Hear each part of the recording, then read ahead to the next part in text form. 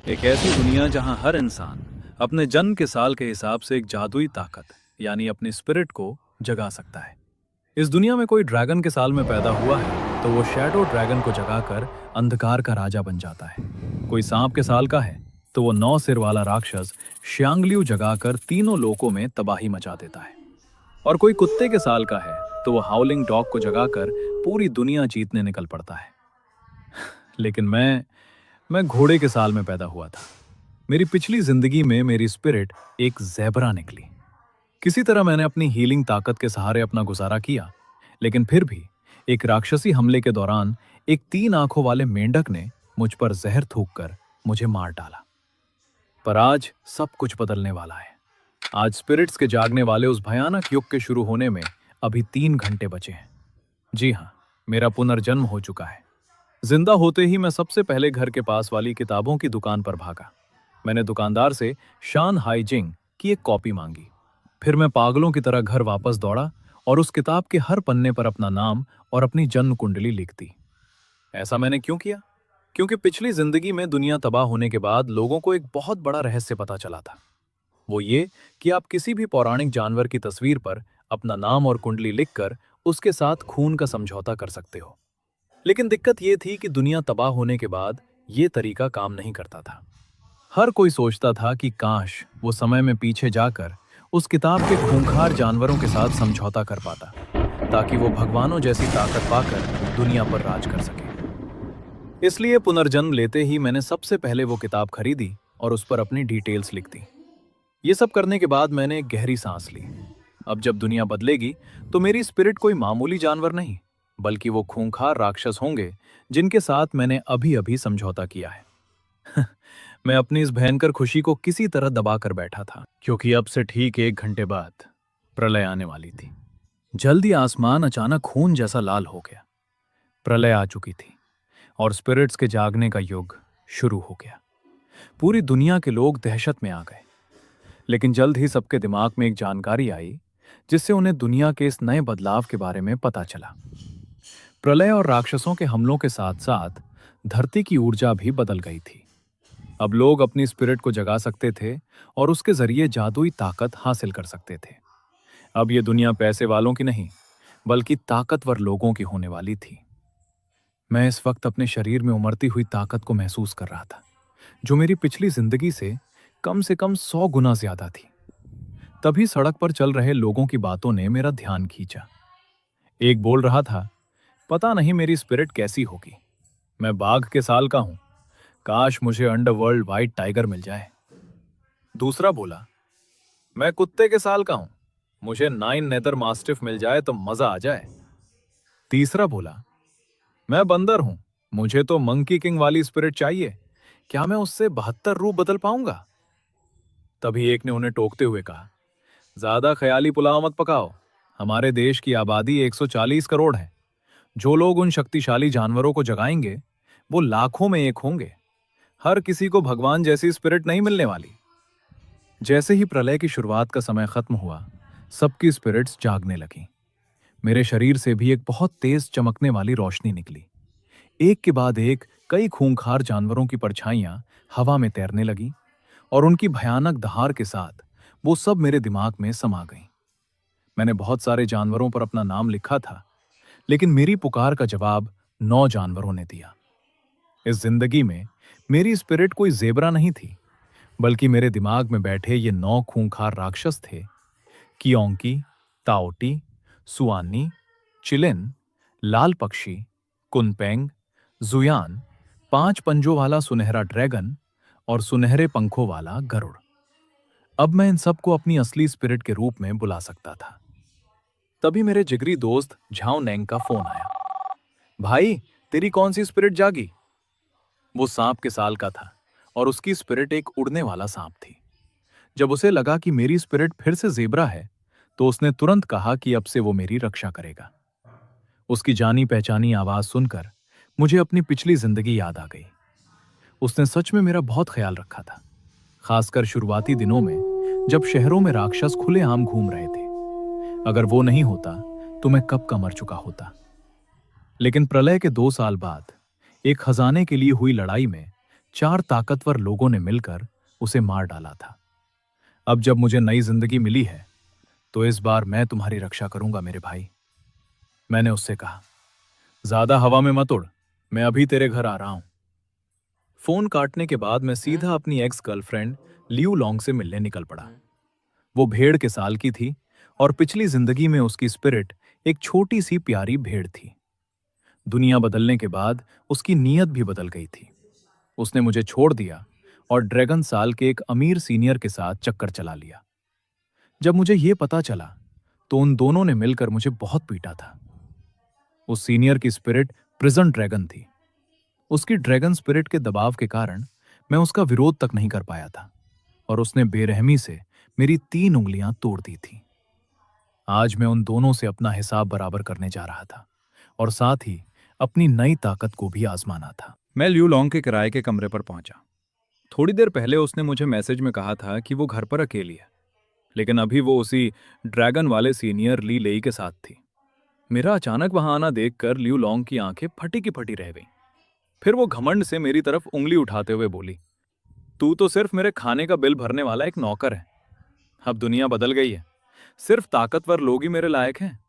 तेरे जैसे कचरे के साथ रहना समय बर्बाद करना है। जरा लीलेई को देख, तू इसके सामने क्या है। उसी वक्त लीलेई ने अपना एक हाथ मेरे कंधे पर रखा और बोला, लड़के, जानते हैं मैं कौन हूं? मैं ड्रैगन साल का हूं और मेरी स्पिरिट प्रेजेंट ड्रैगन है। और तू एक ज़ेब्रा वाली कचरा स्पिरिट। मैं तुझे एक मौका देता हूं, घुटनों पर बैठ, 100 बार नाक रगड़ और लियू लॉन्ग को खुशी खुशी मुझे सौंप दे। फिर मैं सोचूंगा कि तुझे अपने यहां काम पर रखना है या नहीं। उसकी बात अभी पूरी भी नहीं हुई थी कि एक भयानक ताकत उस पर टूट पड़ी। मैंने बिना किसी स्टाइल के एक सीधा मुक्का मारा और वो सीधा 10 मीटर दूर जाकर गिरा। ली लेई का मुंह खून से सन गया था। वो जमीन पर बुरी तरह पड़ा था। उसने उठने की कोशिश की, लेकिन उसे लगा जैसे उसकी एक एक हड्डी टूट गई हो। यह असंभव है। एक ज़ेब्रा इतना ताकतवर कैसे हो सकता है? आखिर वो एक ड्रैगन था। उसकी स्पिरिट उसे बहुत मजबूत बनाती थी। आम हमले तो उसे गुदगुदी जैसे लगते थे, लेकिन मेरे सामने वो एक तिनके की तरह बिखर गया। मुझे कातिलाना नजरों से अपनी तरफ आते देख उसे लगा कि वो किसी इंसान का नहीं, बल्कि एक खूंखार राक्षस का सामना कर रहा है। लियू लॉन्ग के सामने ही मैंने अपनी पिछली जिंदगी के हर एक अपमान का बदला ब्याज समेत वापस किया। मैंने जिंदा ही उसके चारों हाथ पैर तोड़ दिए। चीखते चिल्लाते हुए ली लेई बेहोश हो गया और लियू लॉन्ग डर के मारे पीली पड़ चुकी थी और जमीन पर धड़ाम से गिर पड़ी। मैंने उसे तिरछी नजर से देखा और वहां से निकल गया। बाहर आकर मैंने स्पिरिट्स की रैंकिंग लिस्ट देखी। सच में ड्रैगन और बाघ वाले काफी खुशकिस्मत होते हैं। उनकी स्पिरिट कभी खराब नहीं होती।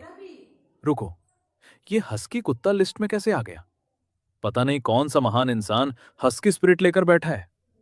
इस लिस्ट को देखकर मुझे अपनी पिछली जिंदगी के वो ताकतवर लोग याद आ गए, जिनकी स्पिरिट्स बहुत शक्तिशाली थीं और जिन्होंने अपनी एक अलग ही पहचान बनाई थी। देश के किसी हिस्से में एक लड़का अजय नजर आ रहा था। उसकी आंखों में एक अलग ही तेज था। मैं एओ वुमिंग ड्रैगन के साल का हूं। मेरी स्पिरिट ब्लैक ड्रैगन है। भले ही मैं अभी लिस्ट में नहीं हूं, पर इससे कोई फर्क नहीं पड़ता। इस नई दुनिया में मैं अपना नाम जरूर बनाऊंगा। वहीं एक और लड़का दूर क्षितिज को देख रहा था। मैं लियू नियान, सांप के साल का हूं। मेरी स्पिरिट शियांग लियू है। मैं सांपों की लिस्ट में नंबर 1 हूं। मैं अपने स्पिरिट के साथ मिलकर इस दुनिया पर राज करूंगा। जिन लोगों ने भी ताकतवर स्पिरिट्स जगाई थीं, वो सब इस वक्त जोश से भरे हुए थे और दुनिया पर राज करने के सपने देख रहे थे।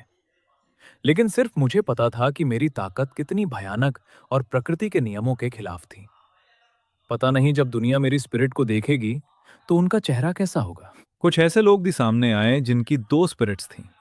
जब तक बाकी लोगों को इस समझौते वाले रहस्य का पता चलता, तब तक बहुत देर हो चुकी थी, क्योंकि ये सब स्पिरिट्स के जागने से पहले ही किया जा सकता था। और वैसे भी 2 स्पिरिट्स वाले लोग लाखों में एक होते हैं। भला कौन सा नॉर्मल इंसान बिना वजह जानवरों की फोटो पर अपनी जन्म कुंडली लिखता फिरेगा? तभी मैंने देखा कि मेरा बचपन का दोस्त झाओ नैंग मेरी तरफ आ रहा है। मुझे देखते ही वो अपनी तारीफ करने लगा। देख भाई, मेरी स्पिरिट एक उड़ने वाला सांप है।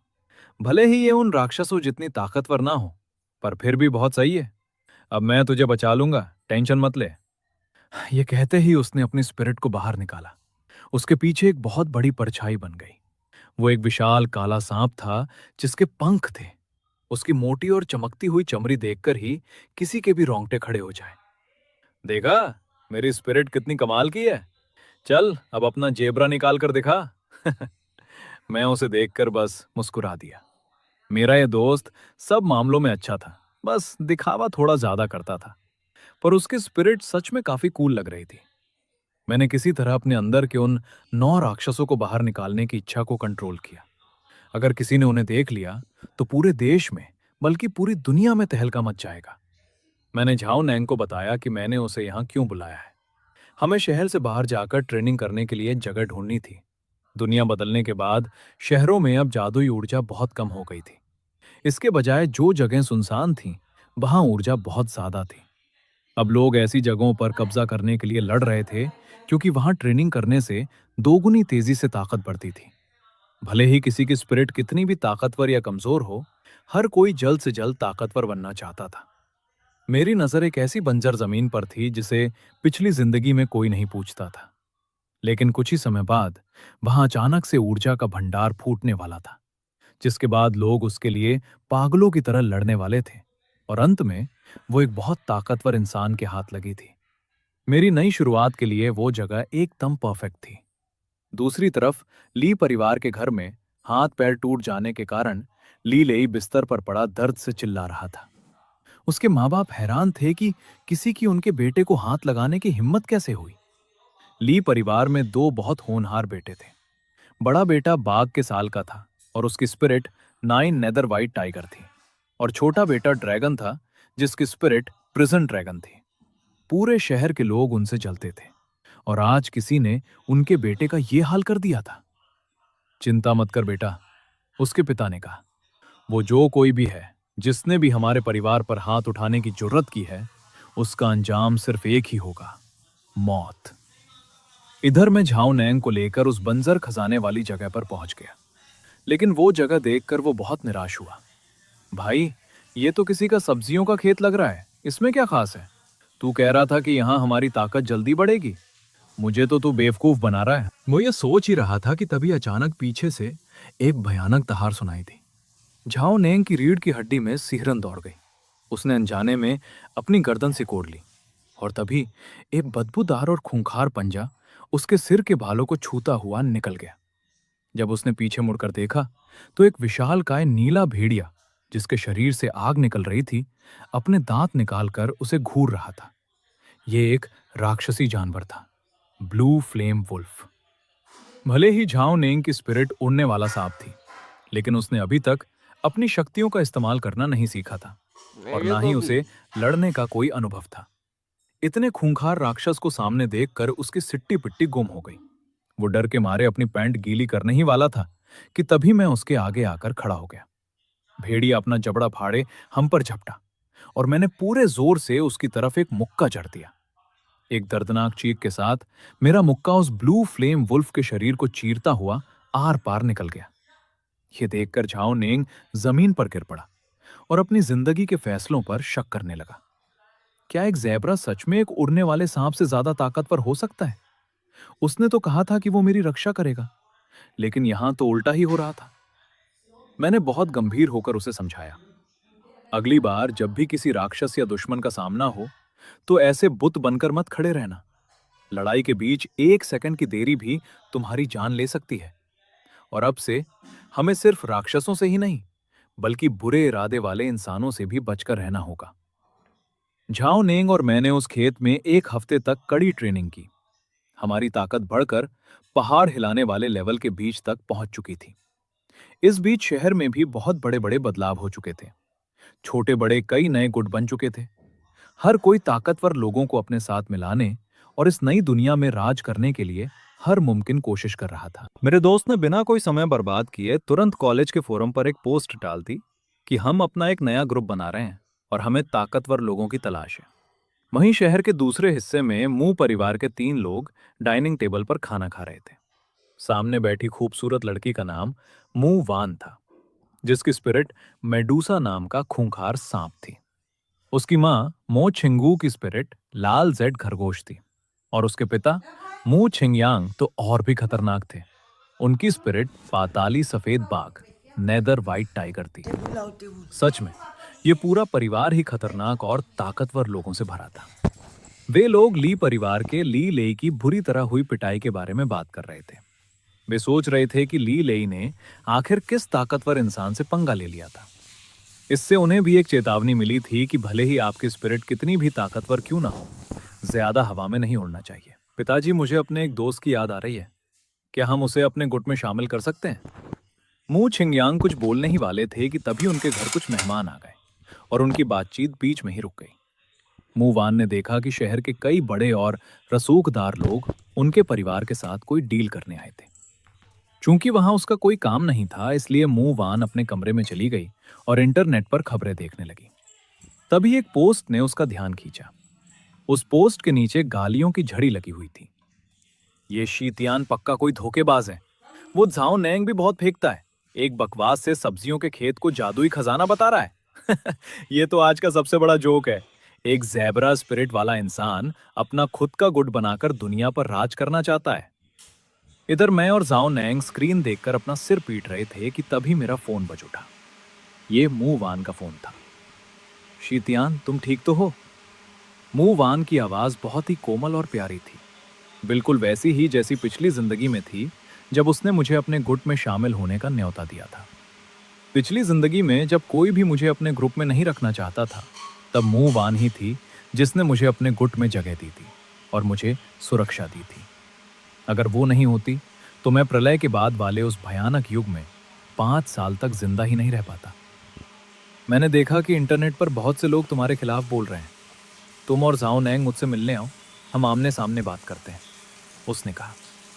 मैं और जाओ नैंग तय किए गए समय पर मू परिवार के घर के पास वाले पार्क में पहुंच गए। मू वान ने चुस्त कपड़े पहने हुए थे, जिससे उसका वो निडर अंदाज और भी निखर कर आ रहा था। थोड़ी देर पुरानी बातें करने के बाद मू वान ने बताया कि उसने इंटरनेट वाली पोस्ट देख ली है। उसने हमें सलाह दी कि हम दोनों उसके गुट में शामिल हो जाएं। उसे पूरा यकीन था कि मैं मान जाऊंगा, क्योंकि उनका गुट शहर का सबसे ताकतवर ग्रुप था। सीनियर, हमारे साथ आओ। मुझे सच में एक बहुत ही जादुई और ताकतवर जगह मिल गई है, मैंने पूरे आत्मविश्वास से उसकी आंखों में देखते हुए कहा। मेरी उस जोशीली नजर से वो बच नहीं पाई और थोड़ी झिझक के साथ उसने हाँ में सिर हिला दिया। लेकिन तभी उसके माता पिता अचानक हमारे पीछे आ खड़े हुए। मुवान ने झट से हमारा परिचय कराया। पापा, मैंने आपसे कहा था ना कि मैं अपने दोस्त को गुट में लाना चाहती हूँ। ये वही दोनों हैं। मू छिंगयांग ने हमें ऊपर से नीचे तक घूरा। हम दिखने में शरीफ लग रहे थे, लेकिन इस दुनिया में सबसे जरूरी चीज थी ताकत। लड़कों, तुम दोनों के स्पिरिट्स क्या हैं? उन्होंने पूछा। हमारे बताने के बाद मू छिंगयांग ने सिर हिलाया और बोले, सांप वाली स्पिरिट तो फिर भी ठीक है, आमने सामने की लड़ाई में काम आ जाएगी, इसे मैं अपने गुट में रख सकता हूँ। लेकिन ये जेब्रा वाली स्पिरिट? बिल्कुल नहीं, ये हमारे गुट में आने लायक ही नहीं है। उनकी बात सुनकर मैं सन्न रह गया। पिछली जिंदगी में तो मेरा उनके गुट में शामिल होना बहुत आसान था। सीनियर के फोन करने के अगले ही दिन मैंने जाकर गुट ज्वाइन कर लिया था। अब मुझे समझ आ रहा था कि पिछली बार मुझे वहां जगह दिलाने के लिए सीनियर मुवान ने अपने पिता के सामने कितनी मिन्नतें की होंगी और मेरे लिए सारा दबाव झेला होगा। लेकिन इस जिंदगी में मेरी स्पिरिट सिर्फ जेब्रा नहीं, बल्कि 9 खूंखार राक्षस हैं। अंकल, आप गलत समझ रहे हैं, मैंने शांत स्वर में कहा। मैं आपके गुट में शामिल होने नहीं आया हूं, मैं तो मुवान को अपने गुट में शामिल करने आया हूं। मेरी बात सुनकर मू चिंगयांग को गुस्सा नहीं आया, बल्कि वो हंस पड़े। मेरी बेटी को अपने ग्रुप में ले जाना चाहते हो? ठीक है, लेकिन पहले मुझे यह देखना होगा कि तुम्हारे इस गुट में आखिर दम कितना है। उसी वक्त मैंने मू चिंगयांग को सीधा चैलेंज कर दिया। ठीक 3 दिन बाद मैं उनके दरवाजे पर आकर उन्हें चुनौती दूंगा। अगर मैं जीता तो मू वान मेरे साथ जाएगी। मू चिंगयांग की आंखों में चमक आ गई। उन्हें यकीन ही नहीं हो रहा था कि एक जेब्रा स्पिरिट वाले लड़के में उनके इतने बड़े गुट को चुनौती देने की हिम्मत कहां से आई। लेकिन फिर भी उन्होंने हां कर दी और हंसते हुए वहां से चले गए। ये खबर जंगल की आग की तरह पूरे शहर की हर गली में फैल गई। लोग मेरी इस बेवकूफ़ी पर हंस रहे थे और मुझे गालियां दे रहे थे। शायद मैंने कोई सपना देखा है। एक बेवकूफ ज़ेबरा मुंह लीडर के गुट को चुनौती दे रहा है। ये चुनौती नहीं है, ये तो सीधे सीधे मौत को दावत देना है। लीडर मुंह का दिल बहुत बड़ा है जो उन्होंने इसे जिंदा छोड़ दिया। अगर ये ज़ेबरा जीत गया तो मैं उल्टा लटक कर कचरा खाऊंगा। मुझे इन लोगों की बातों से कोई फर्क नहीं पड़ रहा था। मेरा मकसद सिर्फ अपनी उस सीनियर को बचाना था जिसने पिछली जिंदगी में मेरा इतना ख्याल रखा था। मैं उसे उस गुट में सड़ने के लिए कैसे छोड़ सकता था। आखिर मैं वो इंसान हूं जो एक बार दुनिया की तबाही देख चुका है। मुझे पता है कि आगे चलकर कौन कौन से खजाने मिलने वाले हैं। मैं अपनी सीनियर को इतना ताकतवर बना दूंगा कि पूरी दुनिया देखती रह जाएगी। जब मैं चुनौती की तैयारी कर रहा था तब ली परिवार भी मुझसे बदला लेने की साजिश रच रहा था। लीमो अपने अपाहिज भाई को प्यार से समझाते हुए बोला, चिंता मत कर छोटे भाई, वो शीतियान पक्का मरेगा। उसकी हिम्मत तो देखो, उसने लीडर के सामने चुनौती दे दी। मैंने सारी सेटिंग कर ली है। मैंने एक बहुत ही ताकतवर फाइटर को तैयार किया है जिसकी spirit purple copper demonic bull. वो अखाड़े में ही उस शीतियान को कुचल कर मार डालेगा। बिस्तर पर पड़ा ली लेई गुस्से से लाल हो रहा था। वो चाहता था कि शीतियान के शरीर के 1000 टुकड़े कर दिए जाएं, तभी उसके दिल को शांति मिलेगी। जल्द ही 3 दिन बीत गए। गुट के हेडक्वार्टर में लोगों का सैलाब उमड़ पड़ा था। हर कोई ये तमाशा देखने आया था। एक कमजोर जेबरा स्पिरिट वाला लड़का खुद मौत के मुंह में जा रहा था और शहर के सबसे बड़े गुट को चुनौती दे रहा था।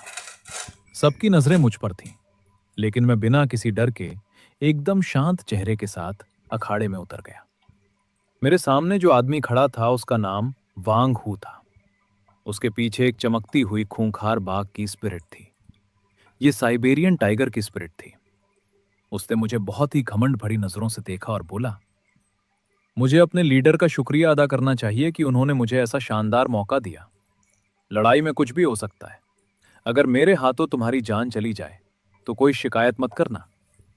ये कहकर वांगहू ने घमंड से मुस्कुराया और अपनी स्पिरिट की ताकत के साथ मुझ पर हमला कर दिया। मैंने चकमा देने की कोशिश तक नहीं की। मैंने बस अपनी जगह पर खड़े होकर सीधा एक मुक्का मारा। अगली ही सेकंड अखाड़े की जमीन पर खून के छींटे उड़ गए। वांगहू की आंखें फटी की फटी रह गईं। वहां मौजूद हर इंसान सन्न रह गया। वांगहू इतनी जल्दी कैसे हार सकता है? एक बाघ एक घोड़े से कैसे हार गया? बाघ की स्पिरिट भला एक घोड़े के सामने कैसे टिक नहीं पाई? दर्शकों में बैठे मू छिंगयांग का चेहरा शर्म से लाल हो गया। शुरुआत में जब उनकी बेटी मू वान ने मुझसे गुट में शामिल होने की मिन्नतें की थीं, तो उन्होंने मुझे कचरा समझकर मना कर दिया था। और आज उनके ही गुट का एक आदमी अखाड़े में इतनी बुरी तरह बेइज्जत हुआ था। मू छिंगयांग ने गुस्से से वांगहू की तरफ इशारा किया, इसे यहां से घसीट कर बाहर फेंको। आज से ये हमारे गुट का हिस्सा नहीं है। फिर उन्होंने भीड़ में खड़े एक तगड़े नौजवान की तरफ देखा। न्यू बैन, अगला मैच तुम लड़ोगे। न्यू बैन का नाम सुनते ही मू वान ने तुरंत अपने पिता को रोकने की कोशिश की, क्योंकि न्यू बैन की स्पिरिट वो खतरनाक पर्पल कॉपर डिमोनिक बुल थी। और तो और, प्रलय आने से पहले न्यू बैन शहर का मार्शल आर्ट्स चैंपियन रह चुका था। वो गुट के सबसे बेहतरीन लड़ाकों में से एक था। लेकिन मू छिंगयांग को अपनी इज्जत बचानी थी। उन्होंने अपनी बेटी की एक ना सुनी और न्यू बैन को हुक्म दिया कि उसे सिर्फ 3 चालों के अंदर मुझे हराना होगा। ये न्यू बैन असल में ली मो का ही भेजा हुआ आदमी था। मैच पक्का जीतने के लिए अखाड़े में आने से ठीक पहले उसने एक खास तरह का इंजेक्शन लिया था, जिससे उसकी ताकत कुछ समय के लिए भयानक रूप से बढ़ गई थी। म्यू बैन भारी कदमों से अखाड़े में आया। ऐसा लग रहा था जैसे उसकी ताकत रॉकेट की स्पीड से बढ़ रही हो। शुरुआती लेवल, फिर बीच का लेवल, फिर आखिरी लेवल। और जब तक वो मेरे सामने पहुंचा, तब तक उसकी ताकत ने अपनी सीमा पार कर ली थी। ये देखकर पूरी भीड़ हैरान रह गई। न्यू बैन सच में एडवांस लेवल पर पहुंच गया था। जो लोग इस लेवल पर पहुंचते हैं वो लाखों में एक होते हैं। अब सबको यकीन हो गया था कि आज सी तियान पक्का हारेगा और मरेगा। इस वक्त मेरे दिल की धड़कन भी थोड़ी तेज हो गई थी। हालांकि मेरे पास 9 खूंखार राक्षसों की ताकत थी और मैं शुरुआती लेवल्स में बिना अपनी स्पिरिट का इस्तेमाल किए भी किसी को हरा सकता था। लेकिन सामने वाला अब एक एडवांस लेवल का फाइटर था, इसलिए मुझे थोड़ी मुश्किल होने वाली थी। और मेरी खुद की ऊर्जा अभी इतनी नहीं थी कि मैं अपने 9 राक्षसों में से किसी एक को भी पूरी तरह से बाहर बुला सकूं। मैं अभी सोच ही रहा था कि न्यू बेन ने मुझ पर अपना सबसे खतरनाक हमला कर दिया। Demonic bull shakes heaven. वो एक पहाड़ की तरह मेरी तरफ दौड़ा चला आया। उसके जोरदार धक्के से मैं सीधे 10-15 कदम पीछे जा गिरा। जैसे ही मैंने खुद को संभाला, मेरे मुंह से खून की एक उल्टी हो गई। सच में, ये तो एक पागल सांड है। मुझे घायल देखकर अखाड़े के नीचे खड़े लोग खुशी से चिल्लाने लगे। सबको लग रहा था कि अब सिर्फ 10 सेकंड के अंदर न्यू बेन मुझे कुचल कर मार डालेगा। झाओ नैंग को भी डर लग रहा था कि कहीं मेरी जान न चली जाए। वो मुझे अखाड़े से बाहर खींचने के लिए तैयार खड़ा था। भीड़ में छुपा ली मो मन ही मन बहुत खुश हो रहा था। सीतियान, तू तो बहुत लड़ सकता था ना। अब क्या हुआ? अब उठकर दिखा। लेकिन अखाड़े के बीचों बीच खड़े न्यू बैन के मन में कुछ और ही चल रहा था। उसे पता था कि उसका ये सान वाला हमला कितना खतरनाक था। उसने सोचा था कि मैं कुचल जाऊंगा, लेकिन मैं सिर्फ 10 कदम पीछे हटा था। हालांकि उसने ज्यादा नहीं सोचा। उसने जिसके पैसे खाए थे, उसका काम तो पूरा करना ही था। अगले ही हमले में वो मेरी जान लेने वाला था। तभी उस सांड की एक भयानक डरावनी आवाज गूंजी और न्यू बैन की स्पिरिट के चारों तरफ चमकीली बैंगनी रोशनी चमकने लगी। इस बार भी उसने वही आसमानी सांड वाला हमला किया, लेकिन इस बार उसने अपनी शरीर की सारी ऊर्जा एक ही झटके में लगा दी थी। अगर उसके सामने कोई छोटा पहाड़ भी होता, तो इस हमले से उसमें भी बड़ा सा छेद हो जाता। शीतयान, बच गए! तभी मुझे दोनों तरफ से घबराई हुई आवाजें सुनाई दी। झाओ नेंग और मुवान मुझे अखाड़े से नीचे उतरने के लिए चिल्ला रहे थे। उनका मतलब था कि अगर मैं अभी नहीं हटा तो मेरी जान पक्का चली जाएगी। लेकिन मैं अपनी जगह से 1 इंच भी नहीं हिला। भले ही चीजें मेरी उम्मीद से थोड़ी अलग हो गई थीं, पर मैं हार मानने वालों में से नहीं था। मुझे ये मैच जीतना ही था। सिर्फ मुवान को अपने गुट में लाने के लिए नहीं, बल्कि इस नई जिंदगी में खुद को साबित करने के लिए भी। एक बार हार मानने का मतलब था जिंदगी भर हार मानते रहना। मेरी आंखों में गजब का अटल विश्वास आ गया। न्यू बैन का वो जानलेवा हमला मेरी तरफ बढ़ रहा था, लेकिन पीछे हटने के बजाय मैंने अपना मुक्का ताना और सीधा उसकी तरफ दौड़ पड़ा।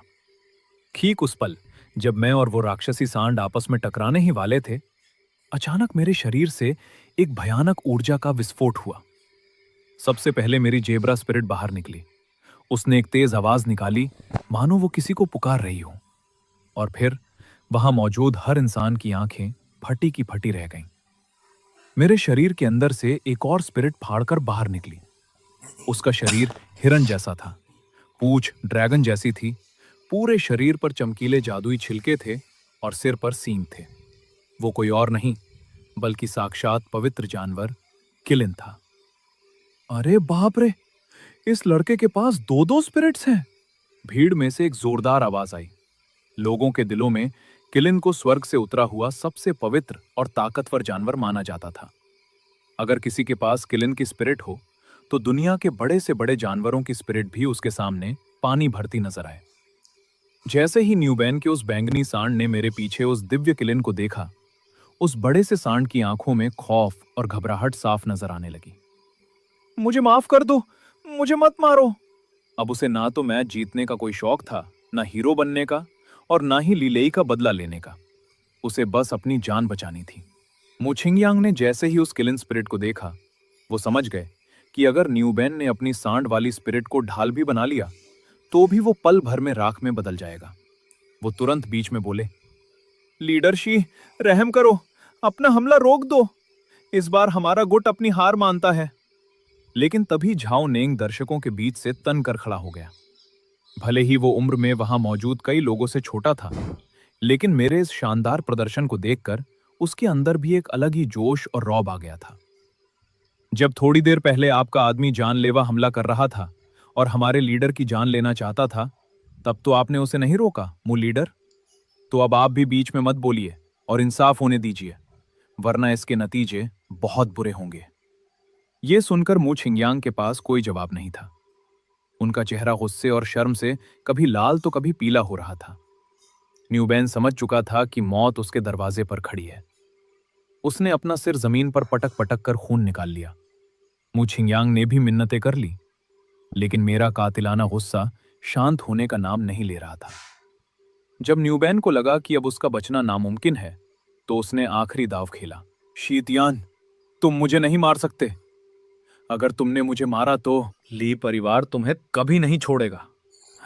उसकी बात अभी पूरी भी नहीं हुई थी कि मेरी किलन स्पिरिट ने एक भयानक दहाड़ लगाई। उसी पल आसमान से हजारों बिजलियां टूटकर सीधी न्यू बैन के ऊपर आ गिरी। मैंने ठंडी सांस ली और उसकी आखिरी बात का मजाक उड़ाते हुए कहा, ली परिवार मेरा क्या बिगाड़ लेगा? जब मैं उनके एक बेटे के हाथ पैर तोड़ सकता हूं, तो मुझे उनके दूसरे बेटे को भी अपाहिज करने में कोई हिचकिचाहट नहीं होगी। अगर वो सच में मुझसे पंगा लेना चाहते हैं, तो पूरा ली परिवार भी मेरे सामने चुटकियों में राख बन जाएगा।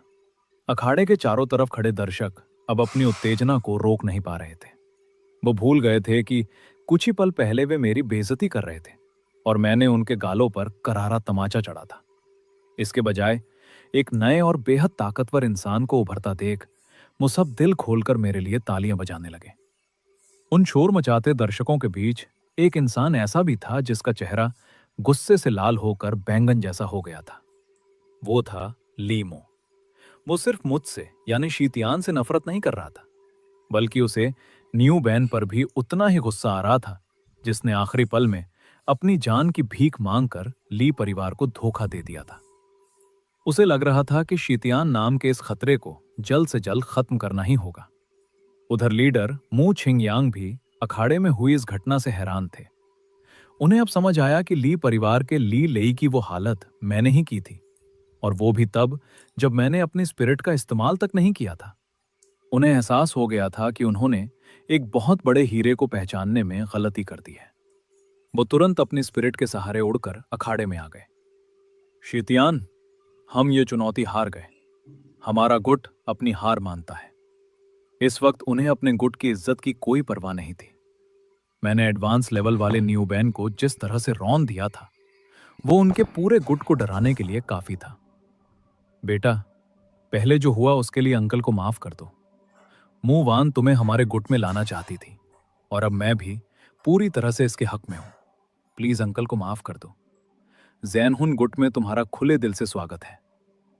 लेकिन मेरे जवाब ने उनकी सारी उम्मीदों पर पानी फेर दिया। अंकल, मैंने आपके गुट को चुनौती सिर्फ और सिर्फ मू वान के लिए दी थी। अब जब मैं जीत गया हूं, तो आपको उसे मेरे शानहाई गुट में शामिल होने की इजाजत दे देनी चाहिए। मेरी बात सुनकर मू छिंगयांग के पास कोई जवाब नहीं था। उन्हें समझ नहीं आ रहा था कि इतना बड़ा जैनहुन गुट मुझे पसंद नहीं आया, लेकिन मुझे उनकी बेटी चाहिए थी। इसलिए मू छिंगयांग की इजाजत से मैं मू वान को अपने साथ लेकर वहां से शान से निकल गए। मेरे और मेरे गुट के लोगों को इस बात का बिल्कुल अंदाजा नहीं था कि मौत जैसी ठंडी नजरों वाला कोई हमें छुप कर घूर रहा है। लीमो को अचानक एहसास हुआ कि मुझ पर हमला करने का यही सबसे सही मौका है, क्योंकि मैंने अपनी दो दो स्पिरिट्स जगा ली थी। पहले किलन स्पिरिट को बुलाया और फिर उस एडवांस लेवल के फाइटर को मारने के लिए अपनी सारी ऊर्जा लगा दी थी। उसे यकीन था कि इस वक्त मैं अपनी जिंदगी के सबसे कमजोर हालात में हूंगा। उसे लगा कि उसकी 9 नेदर वाइट टाइगर स्पिरिट मेरी थकी हुई किलन को आसानी से चीर कर रख देगी। जैसे ही मैं और मेरे लोग एक सुनसान सी जगह पर पहुंचे, उसने अपनी असली स्पिरिट निकाली और हमारा रास्ता रोककर खड़ा हो गया। शीतियान, आज तेरी मौत पक्की है। उस गुस्से में पागल इंसान और उसकी खूंखार स्पिरिट को देखकर मैं तुरंत समझ गया कि वो कौन है। तो तुम ली परिवार के लीमो हो, है ना? मैंने पूछा। लीमो ने कोई फालतू बात नहीं की। उसने तुरंत अपनी स्पिरिट को हुक्म दिया और एक भयानक रोशनी की किरण मेरी तरफ छोड़ दी। ये वाइट टाइगर डेथ रे। मैंने तुरंत अपने दोस्तों को धक्का देकर पीछे किया और खुद बिना किसी ढाल के सीधे अपने शरीर पर उस भयानक हमले को झेल लिया। यह देखकर लीमो की आंखें सिकुड़ गईं। उसे अब पक्का यकीन हो गया था कि आज मुझे मारना ही होगा, क्योंकि अगर मैं जिंदा बच गया तो भविष्य में ली परिवार के लिए सबसे बड़ा खतरा बन जाऊंगा। उस हमले से मेरे शरीर की एक एक हड्डी दर्द से चीख रही थी और फिर मैं लीमो से भिड़ गया। हमारे बीच लात घूंसे की भयंकर बारिश होने लगी। लीमो अंदर ही अंदर हैरान था कि किलन स्पिरिट जगाने के बाद मुझे आखिर कितनी भयानक ताकत मिल गई थी कि मैं इस हालत में भी उसके साथ इतनी देर तक टिक पा रहा था। लेकिन जब उसने देखा कि मैं अपनी किलन स्पिरिट को बाहर नहीं निकाल रहा हूं, तो उसके चेहरे पर एक शैतानी मुस्कान आ गई। क्या तुमने दो दो स्पिरिट्स नहीं जगाई थी? निकालो ना अपनी किलिन को। उसका अंदाजा बिल्कुल सही था। मैं अपनी बहुत सारी जादुई ऊर्जा खर्च कर चुका था और इस वक्त मेरे अंदर इतनी ताकत नहीं बची थी कि मैं किलिन को बुला सकूं। जैसे ही लीमो मुझ पर आखिरी और जानलेवा हमला करने वाला था, हवा में एक काली परछाई उड़ती हुई आई और उसने लीमो की कमर पर जोरदार टक्कर मारी। ये कोई और नहीं, मेरा दोस्त झाओ नैंग था। इस वक्त उसका वापस आना सीधा सीधा मौत को दावत देना था। मैंने उस पर चिल्लाया, तू पागल है क्या? इस वक्त वापस क्यों आया? झाओ नैंग जमीन से झट से उठ खड़ा हुआ। उसके पीछे उसकी विशाल पंखों वाले सांप की स्पिरिट फुफकार रही थी। भाई, मैं तुझे ऐसे मरने के लिए कैसे छोड़ सकता हूं? शतरंज के खेल में हमेशा प्यादों की बलि दी जाती है, वजीर की नहीं। तूने अभी अभी न्यू बैन के साथ एक खतरनाक लड़ाई लड़ी है।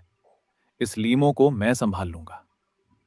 तभी पता नहीं कहां से मुवान भी वहां आ गई। उसके पीछे मेडूसा स्पिरिट फन काड़े खड़ी थी।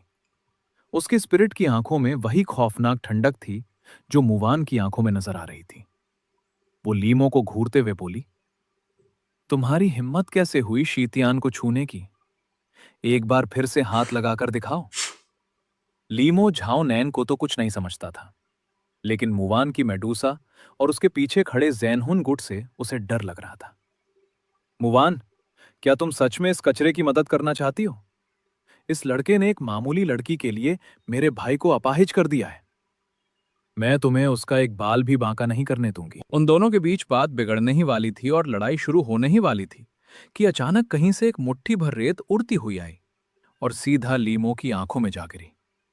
जब तक लीमो अपनी आंखें मलता और दोबारा खोलता, हम लोग वहां से गायब हो चुके थे। ये रेत फेंकने वाला इंसान कोई और नहीं, बल्कि हमारे शानहाई गुट का एक नया सदस्य लिन चियान था।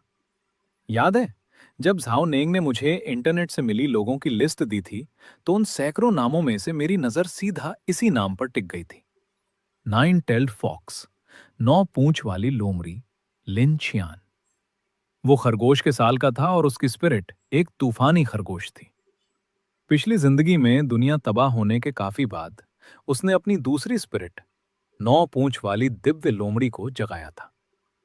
लोगों में अफवाह थी कि बचपन में उसने खेल खेल में एक 9 पूंछ वाली लोमड़ी की तस्वीर पर अपना नाम और कुंडली लिख दी थी, लेकिन वो इतना छोटा था कि यह बात भूल गया।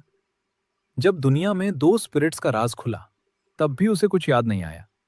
बहुत बाद में एक भयानक लड़ाई के दौरान गलती से उसकी वो दिव्य लोमड़ी वाली स्पिरिट जाग गई थी।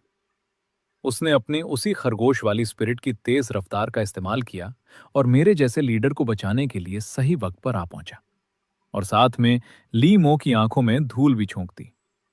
फिर वो अपनी तेज स्पीड से हम तीनों को वहां से सुरक्षित निकाल लाया। जब हम उसकी तारीफ कर रहे थे और हैरान थे, तो लिन शियान का चेहरा शर्म से आधा लाल हो गया था। लेकिन तभी आंखें लाल किए लीमो हमारा पीछा करते हुए आ पहुंचा। उसने ठान लिया था कि वो आज हमें जिंदा नहीं छोड़ेगा, वरना ली परिवार तबाह हो जाएगा। उसने हाथ उठाते ही फिर से व्हाइट टाइगर डेथ रे हम पर ताक दी। लेकिन इस बार मैंने उसे अपने शरीर पर नहीं झेला, क्योंकि अब मुझे अपने दोस्तों के मारे जाने का डर नहीं था। मैंने छलांग लगाकर उसके हमले को चकमा दिया और फिर से लीमो से भिड़ गया। लीमो ये देखकर पागल हो रहा था कि मेरी ऊर्जा खत्म होने के बावजूद मैं उसे बराबर की टक्कर कैसे दे पा रहा था। फिर भी उसे घमंड था कि मैं उसकी व्हाइट टाइगर स्पिरिट के पंजों से बच नहीं पाऊंगा।